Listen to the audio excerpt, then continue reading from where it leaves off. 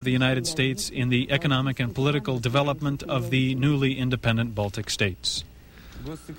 U.S. Secretary of State James Baker, speaking at the hearings of the Senate Foreign Relations Committee, said that the meetings of the presidents of the U.S. and Russia are help to officially enhance the destruction of Stalinism in the former Soviet Union and will help Russia take its place of dignity in the world community.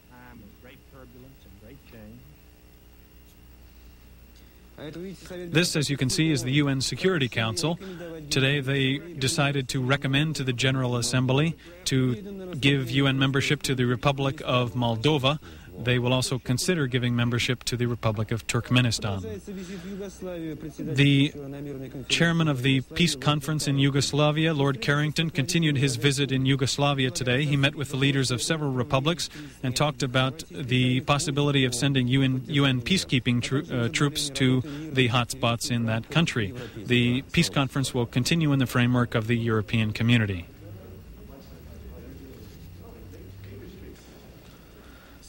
Today, the official visit began of German Chancellor Helmut Kohl in Hungary. He had negotiations with President of Hungary Gentz and the Prime Minister Antol. Experts do not exclude the possibility that they may consider the possibility of Hungary buying the weapons of the former East German army. Today in Romania, the local election campaign came to an end. The uninterrupted political battle and the increase in corruption definitely had an effect on the quality of municipal services in Romania. And now only a flood of promises flows in Romania. The candidates from 84 political parties are promising rapid changes, but the new lines are not giving people hope. People are tired of political upheaval, and they will vote for whoever can guarantee stability regardless of their party affiliation.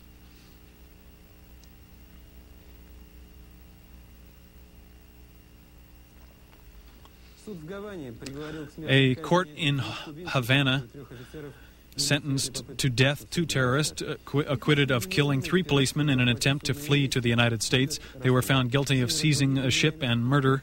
They will face a firing squad. Other people convicted under this process were sentenced to various terms of between 2 and 30 years. 5 policemen were killed and 9 wounded today in a terrorist attack in the Spanish capital. No known terrorist group claimed responsibility for the attack, but the police believe the Basque separatist group ETA was involved.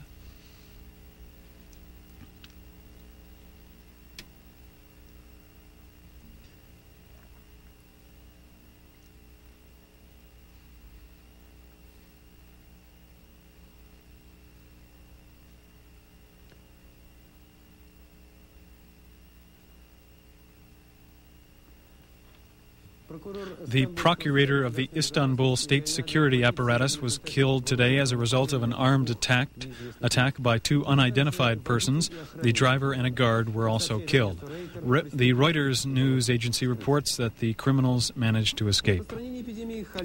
The widening epidemic of cholera in the Argentine capital of Buenos Aires is blamed on the critical condition of the water supply system in this huge city of nearly 16 million people. If the epidemic spreads, experts say that up to 50% of the city's population could be infected with the cholera virus. The president of Argentina proposes closing the border with Bolivia, where the epidemic has raged for several months. Today, one of the richest women in the world, British Queen Elizabeth II, celebrates her 40th Jubilee. Regardless of the fact that that celebrations are being held in several cities, the 65-year-old Queen will celebrate her Jubilee in her private residence in eastern England.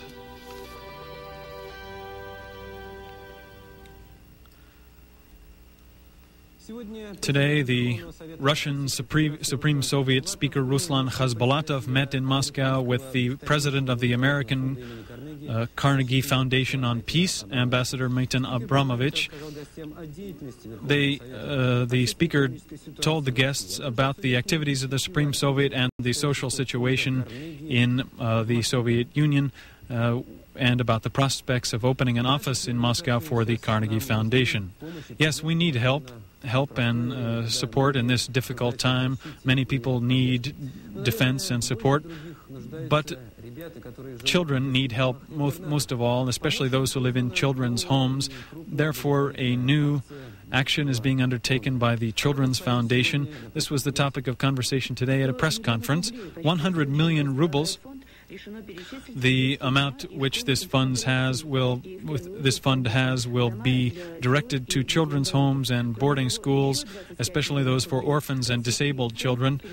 25 million additional rubles will be sent to the children's homes in the former Soviet republics.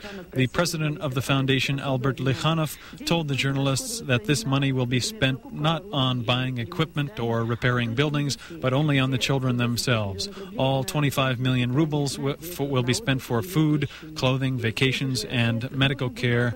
We will also need to support the people who are released from these homes who do not yet have housing or jobs. And we have to carefully follow the implementation of this program by creating governing councils in each one of the children's homes. The Children's Fund will also open non-budgetary charity funds in these homes, which they hope will increase. We appeal to our businessmen, our bankers, our entrepreneurs. It would be good if we had not 100 million rubles, but 800 million rubles, 877 rubles precisely, so each children's home in Russia could be a millionaire home, so they could have good facilities. Businessmen so far are trying not to give their money into these foundations, but directly to the children's homes. They're afraid their money will disappear. The New Year, according to the lunar calendar, was celebrated here by all those who profess Buddhism. This religion, which was forbidden until recently, is now celebrated in a celebration with a very pleasant-sounding name, Sagalgan. Today, every road in these Buryat villages and throughout Chita Oblasts leads to a cathedral. These doors of this chapel are open to everyone. Having turned the barrel, people are able to enter this holy place. They say prayers. They pray to God for the prosperity and happiness of all living things and the happiness of children. You see smiling young people and wise old men here. In this cathedral, where we were permitted to film the rituals, there was an especial triumph. This cathedral was constructed recently from the contributions of local residents. Holy documents will be kept here. On February 23rd, we will have a military holiday, as always, but its new name is Armed Forces Day. This was the announcement today by the Commander-in-Chief of the CIS Armed Forces. That's the news for now. Sports and weather are next. Good night.